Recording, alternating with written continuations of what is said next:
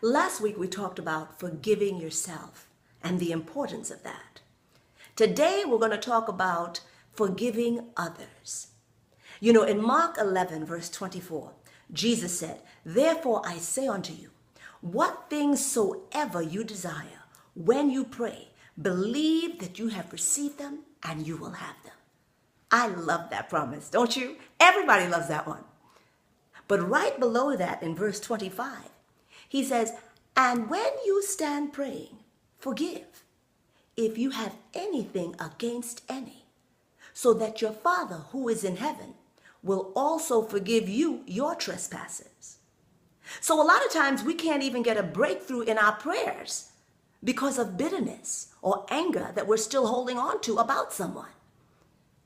You know, when my mom was dying, or when I realized, I was at the hospital and I realized this looks like the end. It looks like the end is coming.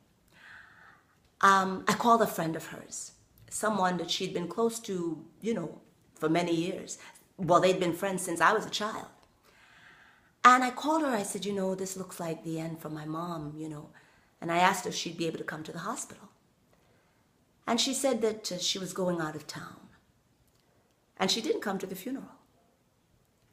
I got to tell you, that was very hard for me. That wasn't easy. I had to pray and eat the whole Bible, literally, to get over that one. I had to, because I knew that my mom wouldn't want me to hold on to that kind of anger, that kind of bitterness. And I kept on praying and, kept on meditating and kept on asking God to just take it out of me. And one day down the road, it wasn't even that long, it was just a few months down the road, I was able to pick up the phone and genuinely say to her, "How are you? I just called to say I love you."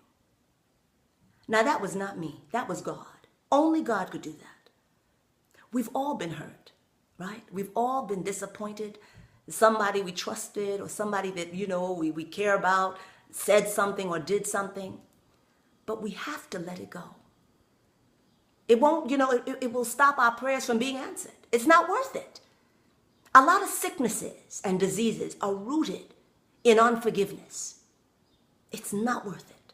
But it's not something you can do by yourself. Only God can help you to do it. Surrender your life to Jesus Christ. Ask Jesus to come into your heart. Then spend quality time meditating in his word, the Bible. The Psalms is a good place to start. Also the Gospel of John. Just take it slow. And the Holy Spirit, who is the Spirit of God, will teach you and comfort you and heal your heart.